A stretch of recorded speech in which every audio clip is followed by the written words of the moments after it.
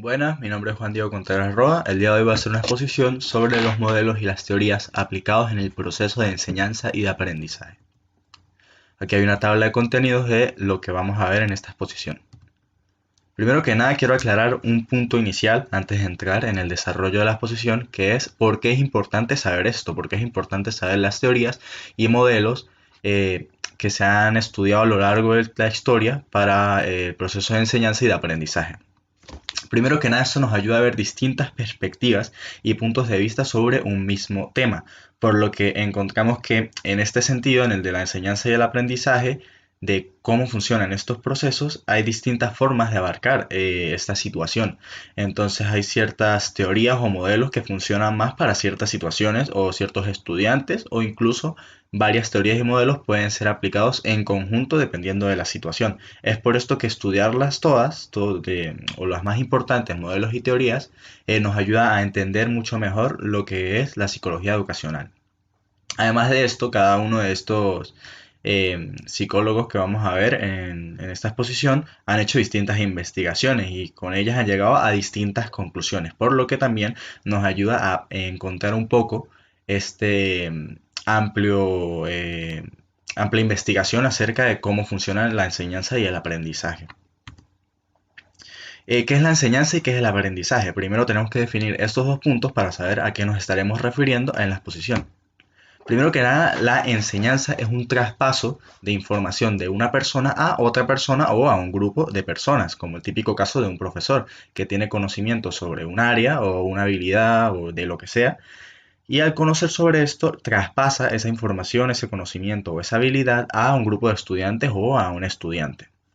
A su vez, hay buenas y malas enseñanzas. Las buenas enseñanzas son las que logran dar un aprendizaje correcto en el que la persona a la que se dirige la enseñanza aprende. Las malas enseñanzas son el caso contrario, en que la persona queda confundida o directamente ni siquiera aprende. El aprendizaje es aprender, es lograr almacenar esta información en la mente para poder usarla. Y tenemos que diferenciar dentro del aprendizaje lo que es conocimiento y lo que es sabiduría. ¿A qué hago referencia con esto? Nosotros podemos aprender por memoria algo. Podemos aprender, por ejemplo, los nombres de los químicos de la tabla periódica, por ejemplo. Pero eso es diferente a saber usar esa información. Nosotros podemos repetir cada símbolo químico de la tabla periódica, pero eso no significa que nosotros sepamos para qué sirven, cómo podemos usar este conocimiento para resolver algún problema, etcétera. A esto me refiero con la sabiduría. Además de esto, el aprendizaje varía mucho dependiendo del estado en el que estemos, tanto mental y dependiendo también de nuestro nivel de desarrollo. Esto lo vamos a ver más adelante con muchos investigadores que varía el proceso de aprendizaje dependiendo de la edad de la persona. Y también en relación con esto varía el esfuerzo que tenga que hacer la persona para aprender. Y ahora ya entrando en los investigadores, vemos que el primero va a ser el aprendizaje según Piaget. Para Piaget, los niños son pequeños científicos, en el sentido de que sienten curiosidad por lo que los rodea e investigan acerca de eso. Y tienen una forma, una perspectiva de ver las cosas más curiosa, con más acercamiento, con más espontaneidad, por así decirlo. Y como vemos en un niño, la mayoría de los niños sienten curiosidad por muchas cosas y no dudan en preguntar. Es por esto que para Piaget los niños son unos pequeños científicos. Además de eso, Piaget se preocupa por los procesos cognitivos. Entendamos procesos cognitivos por todos los procesos que involucran algún esfuerzo mental, como puede ser la memoria, el lenguaje, las analogías, la asimilación, la relación, etc. Piaget crea lo que son las etapas del desarrollo. Para él existen 4 etapas del desarrollo en toda persona. La sensoriomotora, que va de los 0 a los 2 años, que esta se basa en aprendizajes sensitivos y motores, en los que aprendemos a movernos, en los que aprendemos a hacer cosas vinculadas con nuestro cuerpo y nuestro ambiente. Después está la etapa preoperacional, que va de los 2 a los 7 años. En esta etapa empezamos a aprender un poco algunos desarrollos cognitivos, como puede ser el lenguaje, la memoria y cosas, pero muy simples. La etapa operacional ya es una evolución de la etapa preoperacional, como su nombre lo indica, en el que empezamos a aprender cómo resolver problemas más complejos y a usar nuestras capacidades mentales de mejor manera. Y ya la última etapa son las operaciones formales, en las que ya desenvolvemos un mayor desarrollo cognitivo hasta de los 11 a los 12 años o más. El aprendizaje según Freud y Erikson. Según Freud, lo que hay que preocuparse al enseñarle a un niño es la verdad, que el niño aprenda la verdad, lo que es la realidad del mundo que lo rodea. Sin embargo, sabemos que Freud no solo se preocupa por el mundo real, por el mundo externo, también se preocupa por el mundo interno, como lo postula en su teoría del psicoanálisis. Entonces, para Freud, el interior del niño debe ser más estudiado que el exterior, y para eso están los profesores, para llevar al niño a entender mejor su interior. Recordamos que Freud postula todas estas teorías del subconsciente, inconsciente y cosas que no están en el plano consciente y que podemos apreciar fácilmente, sino cosas más internas de nosotros que están escondidas, suprimidas, etc. Para Freud, el profesor ayuda a mejorar el potencial preexistente.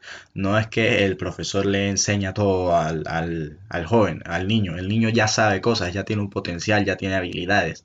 Lo que hace el profesor es llevar esas habilidades a su siguiente nivel, evolucionarlas y desarrollarlas de correcta manera. Además, Freud postula que la relación del alumno y el profesor debe ser buena, debe ser una relación amigable y respetuosa, que en una relación de odio entre el alumno y el profesor no habrá una enseñanza y por consiguiente un aprendizaje correcto.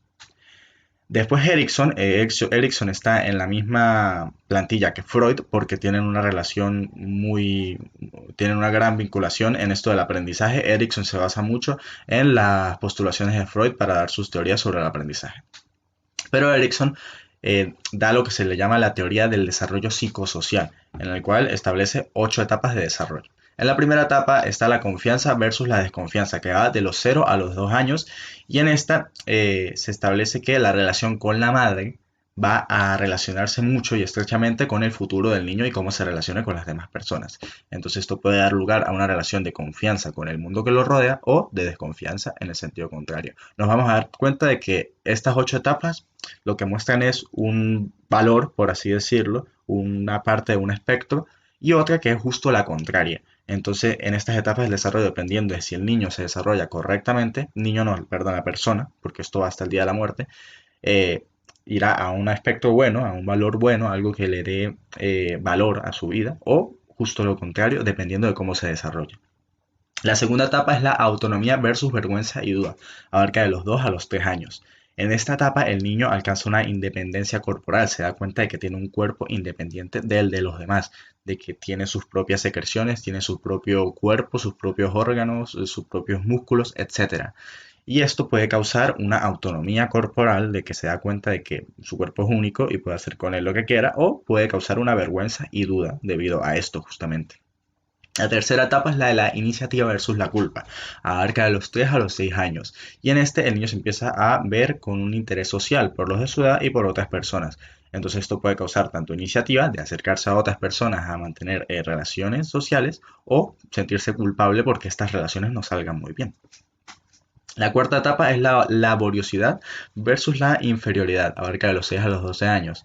En esta etapa el niño empieza a esforzarse, empieza a hacer pruebas, empieza a probarse a sí mismo y a sus capacidades y conocimientos.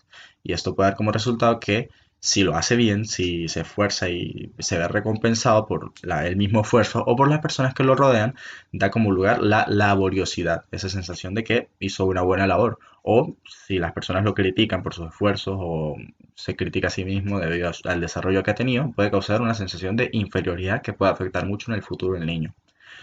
La quinta etapa es la búsqueda de identidad versus la difusión de identidad, que abarca desde los inicios de la pubertad hasta los finales de la adolescencia, es decir, de los 12 a los 20 años. En esta etapa, la pregunta más casual que se suele realizar un joven es ¿quién soy? Se empieza a buscar su identidad, qué lo diferencia de los demás, qué lo hace ser único, cuál es su personalidad, qué tiene de valores y qué tiene de antivalores. Entonces esta pregunta puede dar lugar a sentirse con una mayor identidad personal en la que se diferencia de los demás o que se pueda dar cuenta de que esté confundido con su identidad, de que no se dé cuenta de qué lo diferencia, de qué es lo que lo hace único, de que se sienta igual y no especial, por así decirlo. La sexta etapa es la intimidad versus el aislamiento, que abarca desde los 20 a los 40 años. En esta etapa se empieza a aparecer lo que son las búsquedas de las relaciones íntimas, tanto a nivel social como individual. Esto significa búsqueda de pareja, de amistades íntimas y cercanas, mayores relaciones estrechas con familiares, etcétera. Y esto puede dar lugar tanto a intimidad y a sensaciones buenas que se relacionan con esto, como el aislamiento en el caso de que no se logre ver una buena relación estrecha con otras personas. La sexta etapa es la generatividad o productividad versus el estancamiento, que abarca de los 40 a los 60 años. Esto da como lugar, esta etapa postula que la persona empieza a buscar un valor para su vida y para lo que hace, y por lo tanto una suficiencia para la misma. Esto puede dar lugar a que tenga una sensación de productividad o que se sienta estancado con su vida en el caso contrario. La octava etapa es la integridad versus la desesperación, que abarca desde los 60 años hasta los muertos. En esta etapa se empiezan a presentar muchos duelos debido a la muerte de normalmente seres queridos por la vejez, y puede dar lugar a la sabiduría debido a la cantidad de años que se ha vivido y experiencias que probablemente se hayan pasado. El aprendizaje según Chilina León. Chilina León es una venezolana que creó el modelo MOIDI, que significa Modelo Octogonal Integrador del Desarrollo Infantil, que se enfoca al desarrollo infantil, pero no únicamente al desarrollo de los niños, sino también de los docentes que le enseñan a los niños. Según ella, el aprendizaje tiene una gran vinculación con el entorno familiar, escolar y comunitario, o sea, el ambiente del niño. Además, da una gran importancia al desarrollo infantil múltiple. Esto quiere decir a las distintas habilidades y capacidades que tiene el niño mentalmente. Y además forma docentes. Su modelo forma docentes y ella misma da gran importancia a formar a los docentes para dar una buena enseñanza a los jóvenes. El aprendizaje según Vygotsky. Vygotsky crea lo que se llama zona de aprendizaje proximal. Esta es una zona no física, una zona imaginativa de la mente, en la que, según Vygotsky, en esta zona las habilidades son demasiado difíciles para el niño para dominarlas. Ese conocimiento es muy difícil para dominarlo, para que lo maneje conscientemente y con habilidad. Pero que con ayuda de una persona que sepa sobre ese tema, un docente probablemente, lo puede apoyar y el niño puede entender y resolver problemas con facilidad. Esa es la zona de aprendizaje proximal. Entre entender absolutamente nada y entender completamente está en el punto medio. Vygotsky dice que el aprendizaje tiene una gran vinculación con la interacción social del niño y con lo correcta y buena que sea esta y provechosa para su aprendizaje. Y junto con eso da una gran importancia al apoyo del docente y que éste sea bueno y efectivo. El aprendizaje según Uri Bronfenbrenner Rogers. Rogers creó lo llamado modelo ecológico. En este pone 4 no etapas, sino 4 zonas, por así decirlo, en las que se puede encontrar el niño, tanto física como mentalmente. Entonces vemos que el primer sistema, la primera zona es el microsistema, que es la zona de confort, donde el niño pasa la mayor parte de su tiempo, donde se siente cómodo, que pueden ser sus familiares, sus amigos cercanos, él mismo, sus pasatiempos, etc. El mesosistema, que ya es la escuela, cuando sale con amigos, etc. El exosistema son lugares menos frecuentes a los que suele ir en ocasiones espontáneas. Y el macrosistema ya son la cultura, los valores, cosas con las que se vincula, pero de una manera un poco lejana. Entonces, según Rogers, estas 4 zonas y cómo se desarrolla el niño en las mismas y lo que aprenda en las mismas se vincula mucho con el desarrollo que tenga. El aprendizaje según Maslow. Maslow, aparte de crear la pirámide de necesidades básicas humanas, también tuvo una gran importancia en el aprendizaje y pone 4 etapas sobre la mesa de los modelos y teorías del aprendizaje y de la enseñanza. Estas 4 etapas son, por cada una ordenada, la incompetencia inconsciente, que consiste en no saber algo, pero no saber que no lo sabemos, simplemente no sabemos que no sabemos algo. Después está la incompetencia consciente, que ya es cuando por nosotros mismos nos damos cuenta de que no sabemos eso, o viene una persona y nos indica que no sabemos algo, que no sabemos una habilidad que ni siquiera conocíamos antes, pero ahora conocemos. Después está la competencia consciente, cuando empezamos a estudiar eso o empezamos a practicar esa habilidad, la empezamos a desarrollar, pero nos toma un pequeño esfuerzo. Tenemos que aplicar un esfuerzo consciente de nuestra propia mente. Pero después viene la competencia inconsciente, que consiste en tener competencia en esa habilidad o tener conocimiento sobre esa área, pero de forma inconsciente. Como por ejemplo en aprendizaje motor, podríamos decir que competencia inconsciente es, por ejemplo, manejar cuando ya pasamos mucho tiempo practicando, o andar bicicleta, o respirar incluso, o nadar, por ejemplo.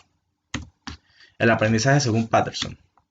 Patterson crea la teoría de la coerción. Según Patterson, una conducta agresiva leve, tanto con profesores, amigos, padres incluso, una conducta agresiva leve con una cantidad de tiempo suficiente puede llevar a una conducta agresiva fuerte a través de un aumento paulatino de estas conductas agresivas. Por lo que hay que tener cuidado con esto en relación a una enseñanza con un niño que sea un poco, que tenga conductas agresivas, incluso leves. También, según Patterson, un niño antisocial puede incluso aumentar su rasgo antisocial con un rechazo, ya sea de sus amigos, de sus familiares, de sus docentes, etcétera. Por lo que Patterson se centró más que todo en la relación de entre las partes negativas, por así decirlo, de un niño con su desarrollo. El aprendizaje según Berne. Berne creó el análisis transaccional, que es una teoría en la que postula que en nuestra mente existen una especie de tres compartimientos o formas de comportarnos. En esta está la forma del padre, la forma del adulto y la forma del niño, cada uno con sus propias características. La forma del padre es una forma autoritaria en la que mandamos, demostramos respeto y damos órdenes, tanto como otras cosas y otras características que son conocidas en los padres. La parte del adulto es una parte más racional, una parte más pensadora y que es más responsable. Y la parte del niño es una parte más espontánea, impulsiva incluso, etc. Cada una de estas partes tiene sus desventajas y ventajas que tienen que ser usadas dependiendo de la situación. Entonces, ¿en qué se relaciona esto con la educación? Para ver estas tres partes, estas tres formas de comportarse, tienen mucho que ver con los educadores y cómo las usan ellos. Hay ocasiones en las que tienen que ser autoritarios, usando el rasgo de padre. Hay ocasiones en donde tienen que ser responsables y enseñar de forma educada y tranquila, la parte de adultos. Y hay ocasiones en las que tienen que incluso tener una buena relación con los niños, ya sea haciéndolos reír, haciéndolos sentir bien, una relación agradable. En este caso tenemos la parte del niño, que es una más espontánea. El aprendizaje según Pearls. Peirce fue el creador de la teoría de la Gestalt, pero esta teoría también tiene mucho que ver con lo que es el aprendizaje y la enseñanza. Como sabemos, la Gestalt nos demostró que muchas veces lo que pensamos que es de una manera no lo es por nuestros procesos mentales, por lo que nuestro procesamiento de la información muchas veces es erróneo, por lo que demuestra que no nos podemos fiar de lo que nuestros sentidos nos indican. Ahora, ya hemos visto todas las teorías, todos los modelos más importantes y principales en esta exposición y ahora yo quiero quedar con una reflexión como conclusión, que es la de que si aprender a aprender es mejor que aprender a pensar. Primero, ¿qué quiero decir con esto? Aprender a aprender es lograr tener unas estrategias o conocimientos o habilidades o incluso profesores que nos indiquen cómo aprender algo, cómo acelerar ese procedimiento de aprendizaje y cómo hacerlo bien. Por lo menos nosotros podemos aprender una página de un libro, por dar un ejemplo.